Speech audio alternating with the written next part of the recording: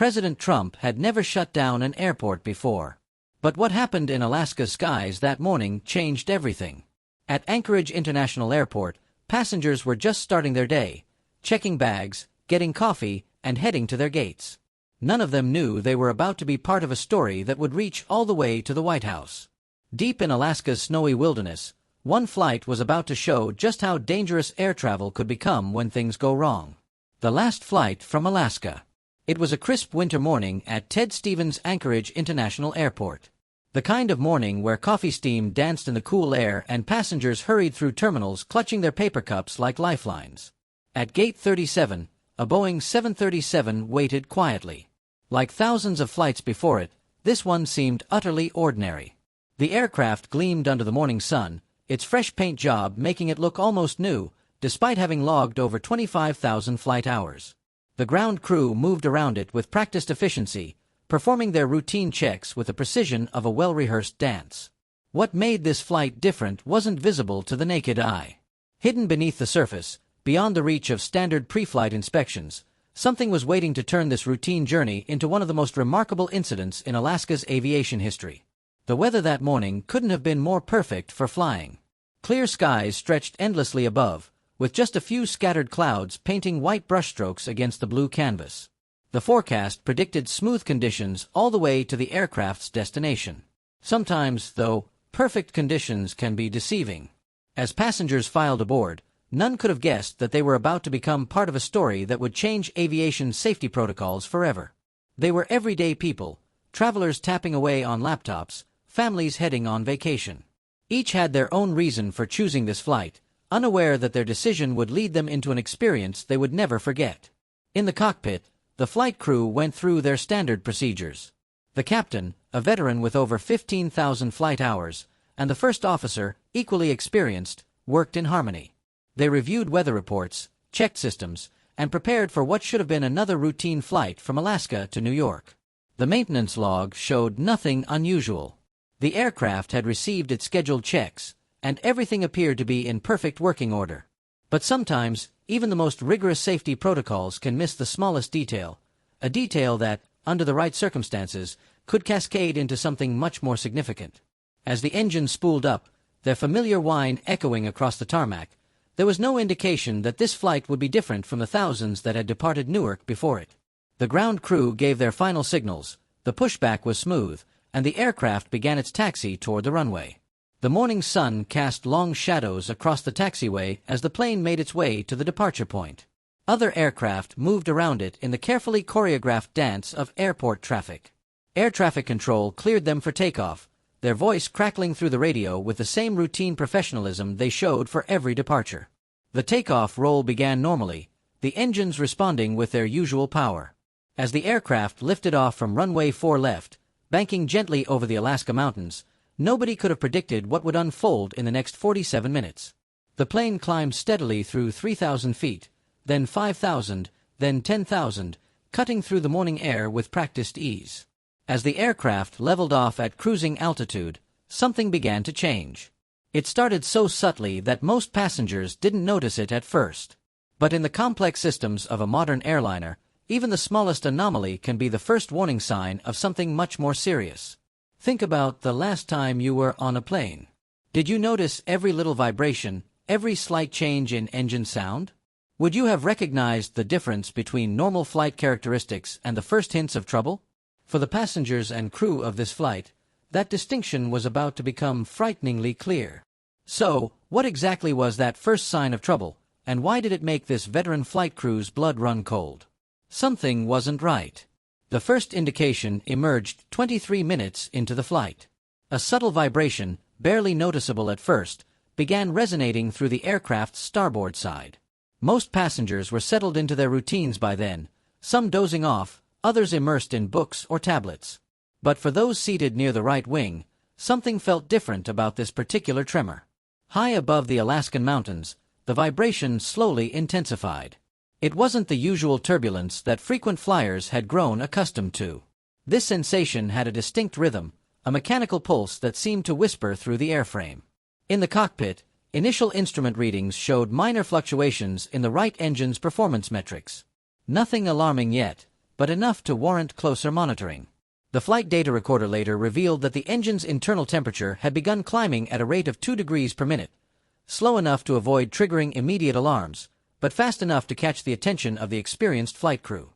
The pilots monitored their instruments with growing concern, noticing subtle discrepancies in the engine pressure ratio readings. After a few minutes, the vibration pattern changed. What started as a gentle tremor had evolved into a more pronounced shudder. The right engine's power output began fluctuating, causing minor but noticeable speed variations. In the passenger cabin, drinks rippled gently in their cups, and window shades rattled with increasing intensity. The cockpit warning system remained surprisingly quiet.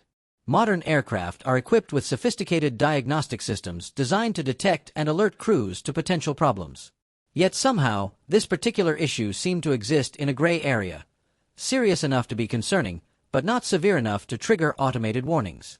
It was the kind of situation that highlighted the irreplaceable value of human experience and intuition. Flight attendants noticed it too. Their trained eyes picked up subtle signs that something was amiss. The normal hum of the aircraft had acquired an unusual undertone, a discordant note in the otherwise familiar symphony of flight sounds. They exchanged knowing glances, their years of experience telling them that this wasn't typical turbulence. Onboard computers began logging irregular data patterns. The right engine's fuel flow showed microscopic fluctuations, deviating from normal parameters by fractions of a percent. These deviations, while minor, painted a picture of growing mechanical stress. The engine's internal components were experiencing forces they weren't designed to handle, though the full extent of the problem remained hidden. The aircraft's position over the mountains added another layer of complexity to the situation. Standard procedure for engine anomalies typically involved a precautionary descent to lower altitudes. However, over-mountain operations require maintaining sufficient altitude for safety. The flight crew found themselves balancing these competing priorities, all while monitoring the steadily deteriorating engine performance. Radio communications with air traffic control remained routine, but the crew had already begun discussing contingency plans. Their training emphasized the importance of staying ahead of the situation and preparing for multiple scenarios while managing the immediate challenges. The right engine's behavior suggested that time might be a critical factor, though none could have predicted just how critical it would become. Weather conditions remained favorable, a small mercy given the circumstances. Clear skies provided excellent visibility, and the winds remained light to moderate. But even these benign conditions couldn't mask the growing sense that something significant was developing. The vibration had become a constant presence, a persistent reminder that this flight had departed from the realm of routine operations. As the aircraft passed the 30-minute mark of its journey, the situation reached a turning point. The subtle warnings and minor anomalies were about to converge into something far more serious. The right engine's irregular behavior had evolved beyond simple vibration, setting the stage for what would become one of the most challenging moments in Alaska aviation history. The morning sun cast long shadows across the aircraft's wings, and in those shadows, something was about to change dramatically. The flight crew's decades of combined experience had taught them to trust their instincts, and those instincts were now screaming that they were about to face a situation unlike anything in their training. What happened next would test the limits of both human capability and aircraft design, transforming an unusual situation into something that would be studied in flight schools for years to come. At 36,000 feet above ground, the true nature of their predicament was about to reveal itself in a way that none of the 178 souls on board could have anticipated. 36,000 feet above Atlantic City. The serenity of the morning flight shattered with a sound that cut through the cabin like a thunderclap. The right engine's cowling, a crucial protective cover weighing more than 200 pounds, began to peel away from the aircraft's wing. The metal groaned and twisted, fighting against forces it was never designed to withstand. In an instant, the subtle vibrations transformed into a full-blown mechanical crisis. The sight stunned passengers on the right side of the aircraft. The exposed engine components, now visible through the gap where the cowling had partially detached, created a terrifying spectacle. The morning sun glinted off metal that should never have seen daylight, casting eerie shadows across the wing's surface. The engine itself began to shake with increased intensity, its movements now clearly visible to even the most casual observer. At that altitude, the air temperature hovered around negative 55 degrees Fahrenheit, subjecting the compromised engine to extreme conditions. The partially detached cowling created aerodynamic disruptions that rippled through the entire airframe. These disruptions generated new vibration patterns, each one threatening to further compromise the engine's structural integrity. Flight data recorders captured the rapid cascade of events. The engine's power output fluctuated wildly, swinging between 85 and 97% of normal thrust. Each fluctuation sent shudders through the airframe that passengers could feel in their seats. The aircraft's automated systems struggled to compensate for the sudden changes in thrust, working overtime to maintain stable flight. The cockpit erupted with warning indicators. Yellow caution lights illuminated across the instrument panel, accompanied by the urgent chime of multiple system alerts.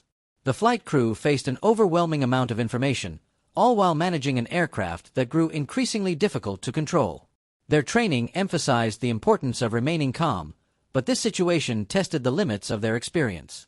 The compromised engine continued operating, though each rotation of its massive turbine blades threatened to cause further damage. The missing cowling exposed sensitive components to direct airflow, creating conditions that the engine was never designed to handle. The ambient noise in the cabin increased dramatically as the disturbed airflow created a deep, pulsating roar that penetrated even the aircraft's sophisticated sound insulation. Air temperature sensors around the damaged engine began reporting anomalous readings. The exposed components, usually protected by the cowling's careful aerodynamic design, now faced the full brunt of high-altitude conditions. Warning systems designed to monitor engine temperature became confused by the conflicting data, adding another layer of complexity to an already challenging situation. The flight crew initiated emergency procedures, working through their checklists with practiced precision despite the chaos unfolding around them. Each decision they made would have lasting consequences, and time was not on their side. The damaged engine continued to operate, but its condition deteriorated with each passing minute. The choice between shutting it down completely or attempting to manage its failing state loomed large in their minds. Ground-based radar tracked the aircraft's position as it began a gradual turn back toward the coast. The turn itself presented new challenges, as the aerodynamic forces acting on the damaged engine changed with the aircraft's orientation. The partial loss of the cowling affected the plane's handling characteristics in ways that no simulator could have prepared them for. The aircraft's position relative to emergency landing sites became a critical factor. The vast Alaskan wilderness stretched below them, with airports few and far between. Fairbanks International Airport was too distant, and numerous smaller airfields dotted the landscape, but many were ill-equipped for an emergency of this magnitude. The crew faced a daunting decision: attempt a landing at one of the closer regional airports with limited emergency facilities, or try to make it back to Anchorage where a full emergency response team waited. In the harsh Alaskan terrain, where weather conditions could change in minutes and temperatures dropped well below freezing, choosing the wrong airport could be disastrous. Fuel calculations took on new importance as the damaged engine's efficiency plummeted. What started as a routine flight with standard fuel reserves now became an exercise in resource management. The crew needed to account for the increased fuel burn caused by the compromised aerodynamics while maintaining enough reserves for potential diversions or holding patterns. The flight data recorder continued logging unprecedented combinations of system alerts and sensor readings. The unique nature of the failure meant that some of the aircraft's automated systems began operating in ways their designers had never anticipated. The interaction between these systems and the crew's attempts to stabilize the situation would later become a focal point of the investigation. As the aircraft maintained its position above the Alaska Range, the situation reached a critical juncture. The partially detached cowling threatened to separate completely, potentially causing catastrophic damage to other parts of the aircraft. The vibrations had reached an intensity that made normal cockpit operations challenging, and the crew knew that their window for decisive action was rapidly closing. The morning sun now cast long shadows across the damaged engine. What began as a subtle vibration had evolved into one of the most significant in-flight emergencies in recent aviation history. The next few minutes would determine not only the fate of this flight, but also influence the future of aviation safety regulations. Fighting against time. Time became a precious commodity at 36,000 feet. With each passing second, the flight crew battled against a complex web of challenges. The decision to begin an emergency descent came after careful calculation. The aircraft needed to reach a lower altitude where the air was dense enough to provide better control, yet high enough to maintain safe clearance over the terrain. The descent itself brought new complications. As the aircraft began its controlled drop through the atmosphere, the damaged engine responded erratically to power adjustments. The missing cowling created unpredictable airflow patterns that affected the plane's handling in ways the crew had never experienced. The autopilot, confused by the unusual aerodynamic conditions, had to be disengaged, leaving the pilots to hand-fly the aircraft through its descent.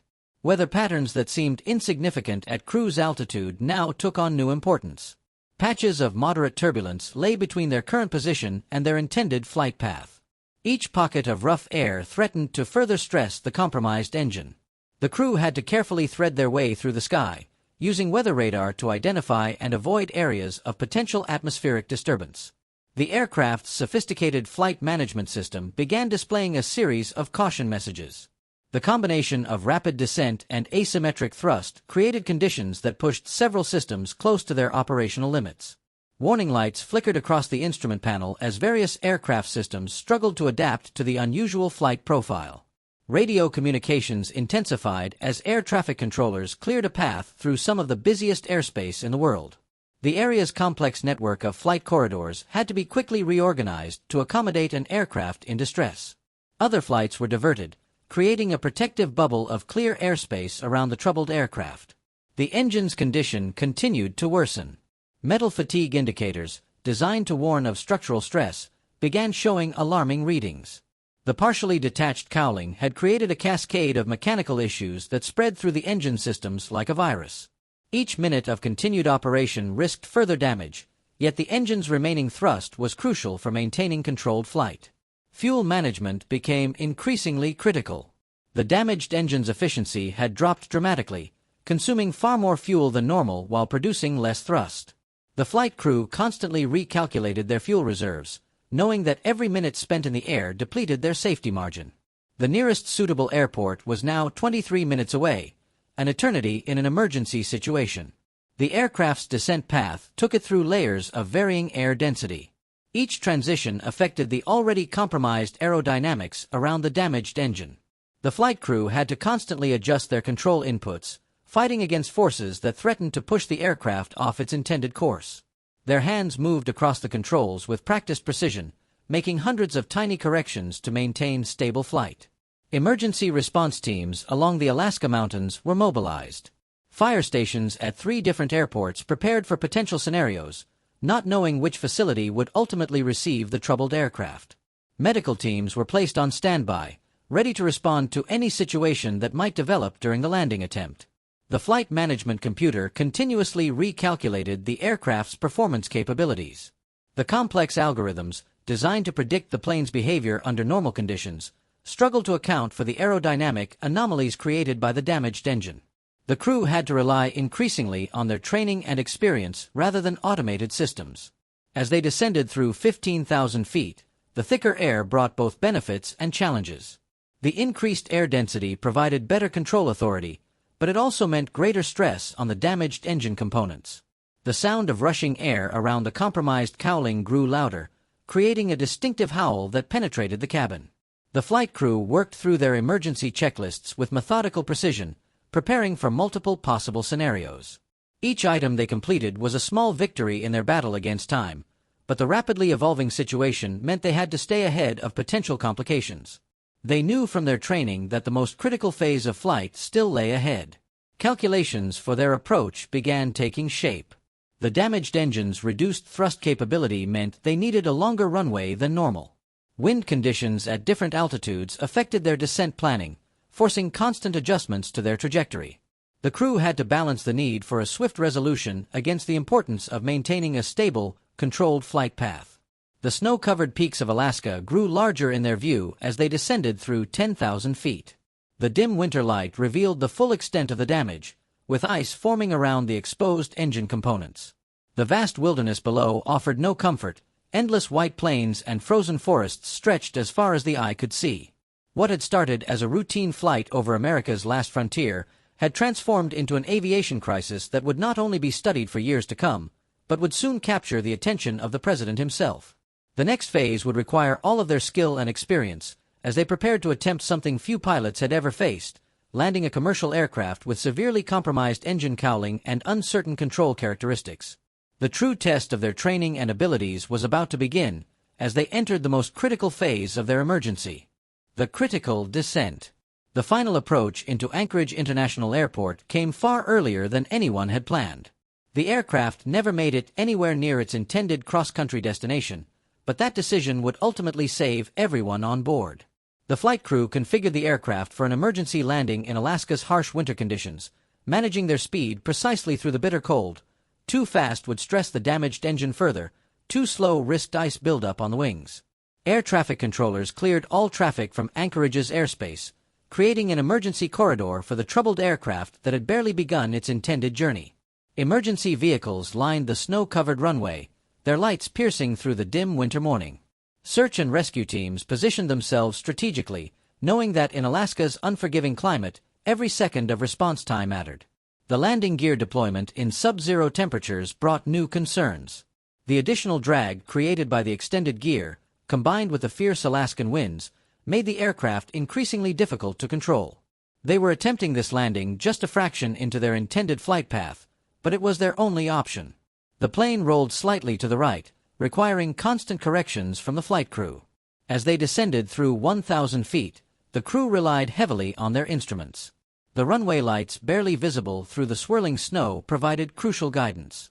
Though they were thousands of miles short of their destination, they knew returning to Anchorage was their only chance for survival. The actual touchdown demanded incredible skill in the treacherous conditions. The flight crew executed a perfect landing despite the odds, bringing the massive aircraft down with remarkable precision on the icy runway. They had only been in the air for 47 minutes, but those minutes felt like an eternity. President Trump's response was immediate and unprecedented. Within hours of the incident, he ordered a complete shutdown of the airport. "What happened in Alaska is unacceptable," he declared in an emergency press briefing. But thank God they made the decision to turn back. Those pilots saved hundreds of lives today, and we're going to make sure this never happens again. The investigation that followed took on national significance. Teams of engineers, safety experts, and aviation specialists worked around the clock, and their findings were reported directly to the White House. The partially detached engine cowling revealed critical weaknesses in cold weather operations, problems that had gone unnoticed during routine inspections.